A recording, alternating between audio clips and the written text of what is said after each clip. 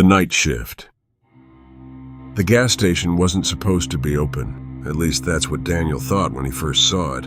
It sat alone on a rural highway, miles from the nearest town, surrounded by flat darkness and empty fields. The only reason he noticed it was because his fuel light had come on, and the glowing fluorescent canopy appeared like a lifeline in the distance. The sign read, "Open 24 hours." But as he pulled into the lot, something felt wrong. No other cars, no sound except the buzzing lights overhead.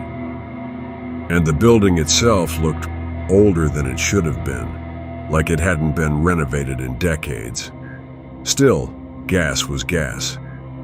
Daniel stepped out and started pumping. That's when he saw the clerk watching him through the window. A thin man, pale skin, dark circles under his eyes, standing completely still behind the counter, not moving, not blinking, just staring. Daniel gave an awkward nod. The man didn't react. Inside smelled like burnt coffee and dust. The clerk finally spoke when Daniel approached the counter. "Long drive?" His voice sounded dry, like he hadn't used it in a while. "Yeah," Daniel said, "heading home." The man nodded slowly. "You should get there before midnight." Daniel frowned. "Why?" The clerk didn't answer. Instead, he asked, "You traveling alone?" "Yeah." Another slow nod. Then the clerk leaned forward slightly. "If you hear knocking tonight, don't open the door." Daniel blinked. "What?" But the clerk had already turned away, pretending to organize cigarettes behind the counter. The conversation was over. Daniel paid, grabbed a soda, and left. As he drove away, he glanced in his rearview mirror. The gas station lights flickered once, then went out completely, vanishing into darkness. He reached a roadside motel around 11:40 p.m. Cheap, run down. But he was exhausted. The receptionist barely looked up when handing him the key. Room 12, ground floor. Daniel collapsed onto the bed, fully clothed, and fell asleep almost instantly. Knocking woke him. Soft, rhythmic, knock, knock, knock. Daniel opened his eyes. The room was dark except for faint streetlight coming through the curtains. He checked his phone. 12:07 a.m. The knocking came again, from his door. He groaned and got up, probably someone at the wrong room. As he reached the door, he suddenly remembered the gas station clerk's words. "If you hear knocking tonight, don't open the door." Daniel hesitated, then laughed at himself. "Paranoia," he muttered. He looked through the peephole. A woman stood outside. Long, dark hair covering her face, barefoot, wearing what looked like a hospital gown. She wasn't moving, just standing there. Daniel felt a chill run through him. "Hello," he called through the door. No response. The woman slowly raised one hand, knocked again. Knock, knock, knock. Something felt deeply wrong. He stepped back. "I think you have the wrong room," he said loudly.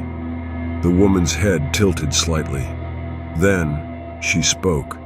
Her voice sounded wet, like she was speaking through water.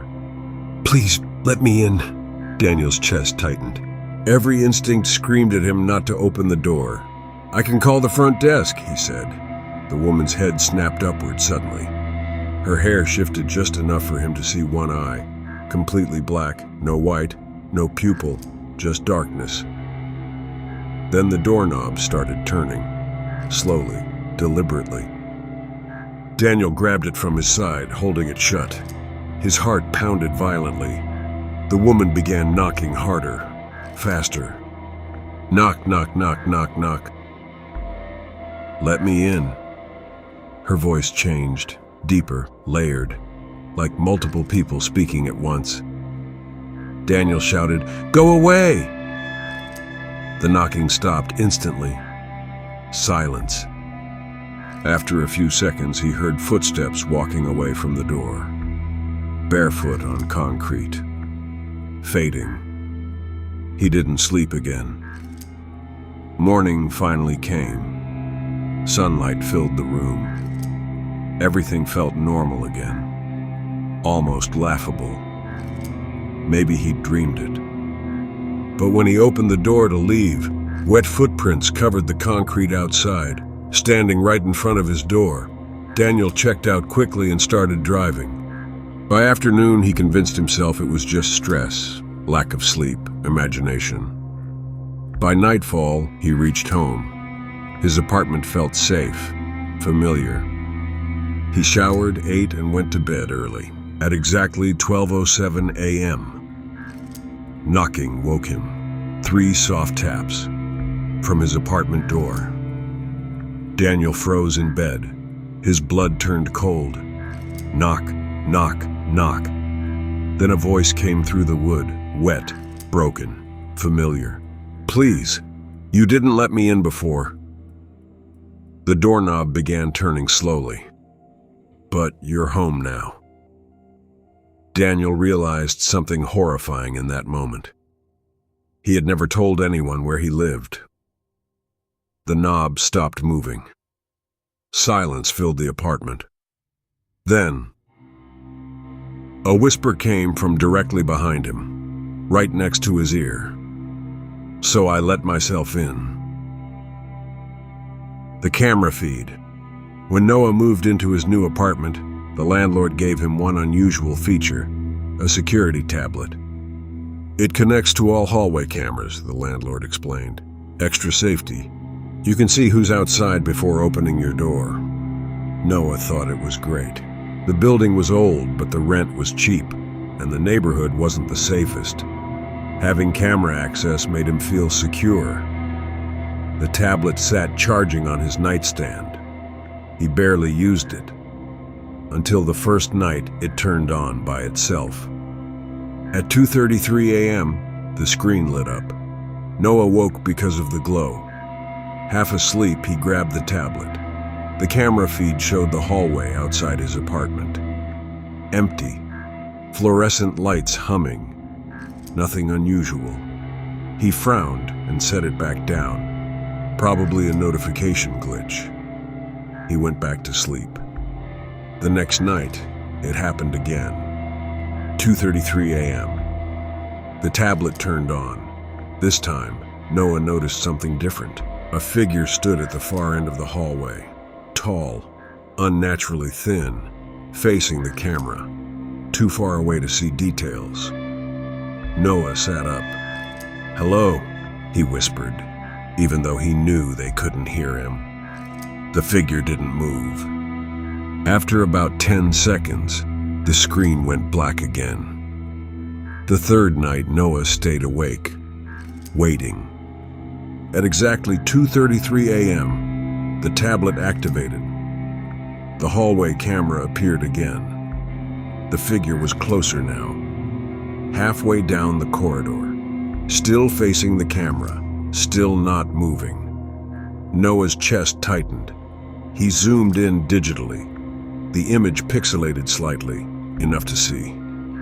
The figure's head was tilted at an impossible angle, like its neck was broken. Noah felt a wave of unease. Then the feed switched automatically.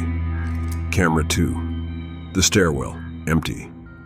Camera 3, lobby, empty. Camera 4, back hallway, empty.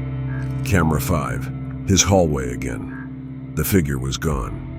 Noah leaned forward, confused. Then the screen switched again. Camera 6. He frowned. There were only 5 cameras in the building. The image loaded. Noah's stomach dropped. It was his bedroom, filmed from the corner ceiling.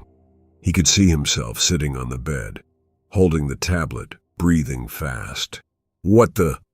The camera angle slowly zoomed in. Closer. Closer. Behind him. Noah turned his head slowly toward the corner of the room. Nothing there. On the screen, something stood directly behind him. Tall, black. Its face inches from his head. its mouth stretched open unnaturally wide. Noah's entire body locked in terror. He couldn't move. On the tablet, the creature's head twitched slightly. Then its eyes shifted, looking directly into the camera, then into him. A whisper came from behind his ear. Same voice as on the tablet. "You can see me now." Noah screamed and threw the tablet across the room. It hit the wall and shattered. Silence filled the apartment. Nothing behind him, nothing in the corner, just darkness. Morning came. Sunlight. Normality. Noah convinced himself it was a nightmare. Sleep paralysis. Stress. He went to work, tried to forget. That night, he didn't bring the broken tablet into his bedroom. He left it in the kitchen, went to bed, locked his door. At 2:33 a.m., his phone vibrated. Unknown notification. He opened it. A live video feed appeared automatically. His bedroom, same angle, same corner. No tablet required. Noah's breathing stopped. On the screen, he was sleeping, and something was standing beside his bed, watching him. The figure slowly turned its head toward the camera, then spoke through his phone speaker. Soft, excited. "He still doesn't know where I came from." A second voice whispered from somewhere in the room, right next to Noah's ear. "But he will." Noah felt breath on his neck, warm, rotting. And then, a hand touched his shoulder from behind. The second-floor window. When Olivia rented the cabin, the owner gave her one strange warning. "Don't open the second-floor window at night," Olivia laughed. The cabin only had one floor, or so she thought. It was a quiet place deep in the woods, hours away from the nearest town. Olivia had rented it for a week to finish her novel. Isolation, silence, no distractions. The first 2 days were peaceful, until the third night. At around 2 a.m., Olivia woke up suddenly. She didn't know why. Then she heard it. A soft tapping sound. Tap, tap, tap, like fingernails on glass. Her stomach tightened. The sound was coming from above her. Olivia sat up slowly. There was no upstairs, no attic, just the roof. The tapping continued. Tap, tap, tap. Then it stopped. Silence returned. After a few minutes, Olivia convinced herself it was just a branch hitting the roof. She went back to sleep. The next night, it happened again. 2:03 a.m. Tap, tap, tap.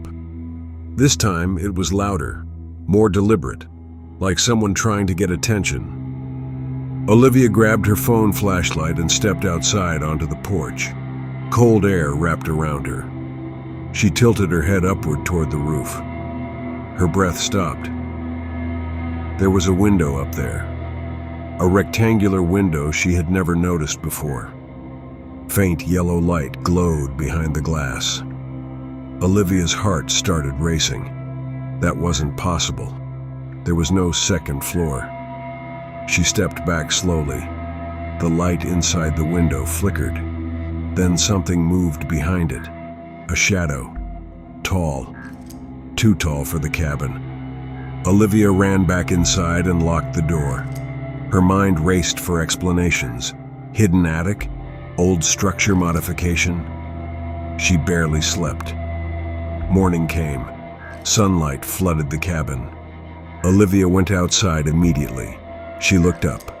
No window. Just wood siding and roof shingles. Her pulse pounded. She walked around the entire cabin. Nothing. No second floor. No window. That night, she decided to ignore it. At 2:03 a.m. Tap. Tap. Tap. Olivia stayed in bed. The tapping became louder, more aggressive. Then came scratching, long nails dragging slowly across glass. Her chest tightened. Then she heard something worse. A voice, soft, muffled, above her. "Why won't you open it?" Olivia froze. The voice sounded like hers, exactly like hers. Same tone, same pitch. "I'm cold," the voice whispered. Tears filled Olivia's eyes from pure terror. "Please, open the window." The bed creaked slightly, like someone had shifted weight above her. Then, a loud bang shook the ceiling. Dust fell down. Olivia screamed. Then silence. Morning again. No window, no damage, no proof. Olivia decided she was leaving. She packed her bags, loaded her car. Breath, heart racing, light, flicker, shadow, tall. Ran back, locked door, mind racing, hidden attic, sleep. Morning sunlight, window siding, pulse pounded, nothing. Ignore it, tap, scratching, voice cold. Tears, voice, open the window, cold. Loud bang, silence proof, leaving packed bags. But when she returned inside to grab her laptop from the bedroom, she stopped cold. There was a staircase in the hallway, wooden steps leading upward. It hadn't been there before. Her brain struggled to process it. Slowly, against every instinct, Olivia climbed. Step by step, the air grew colder. At the top, a small room, bare walls, one window, yellow light glowing through it. The tapping came from the glass. Olivia approached slowly. Her reflection appeared in the window, but it wasn't right. The reflection was smiling. She wasn't. The reflection raised its hand, knocked on the glass from the inside. Tap, tap, tap. Olivia stumbled backward. The reflection's mouth opened, and it spoke. "You finally found me." The window shattered outward. Glass exploded into the room. A freezing hand grabbed Olivia's wrist, pulling her toward the opening, beyond the window. There was no outside, just darkness, infinite, and inside that darkness, another version of Olivia climbed through, wet, shivering, eyes wide with relief. The copy fell onto the floor, gasping. "Thank God," it whispered. Olivia screamed, trying to pull away. The copy looked up at her, smiled. "You live here now."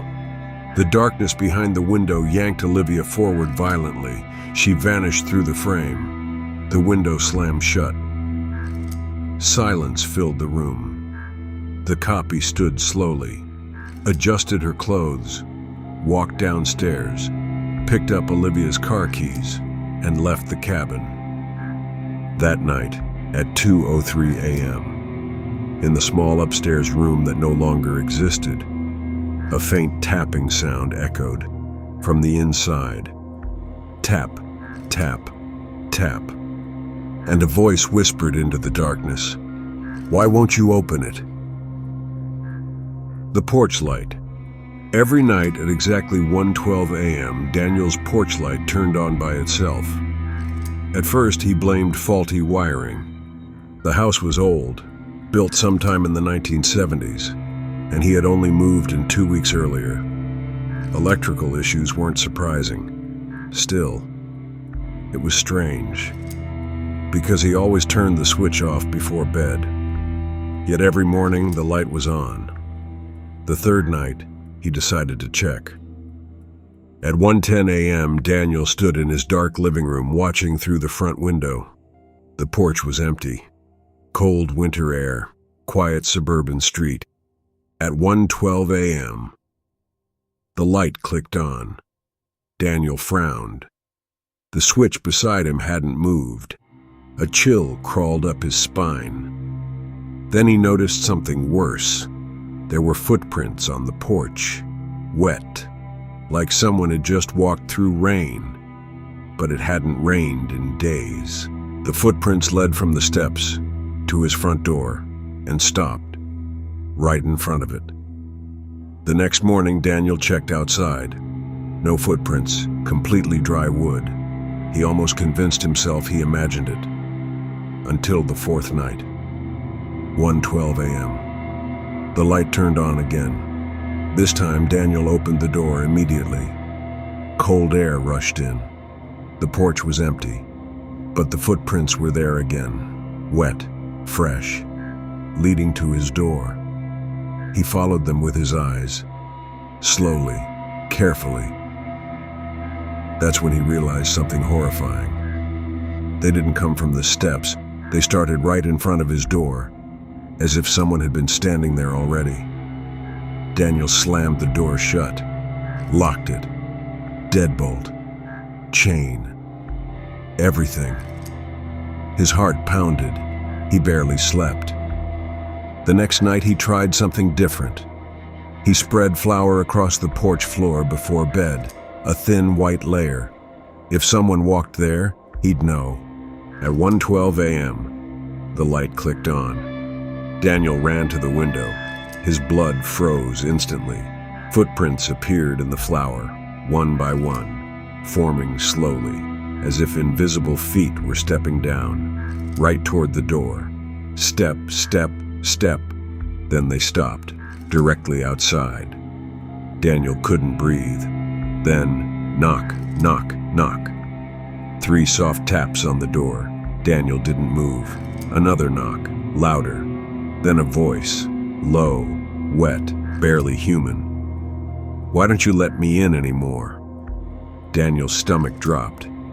Anymore? He had never... The doorknob rattled violently. The chain shook. Wood creaked under pressure. "You used to let me in." Daniel stumbled backward in terror. "I don't know you," he shouted. Silence fell instantly. For a moment, nothing happened. Then the porch light turned off. Darkness swallowed the doorway. Morning came. Daniel checked the porch. The flour was untouched. No footprints. Nothing. He almost laughed in relief, until he walked into his kitchen. Wet footprints covered the floor, leading from the back door, through the hallway, stopping right outside his bedroom. That night, Daniel didn't sleep. He sat on his bed with the lights on, waiting. At 1:12 a.m., his bedroom light clicked off. Darkness filled the room, and from the corner a voice whispered softly, "You forgot to turn on the porch light." Daniel felt something sit down beside him on the bed. The mattress dipped. A freezing hand touched his arm. "And I can't find the door without it."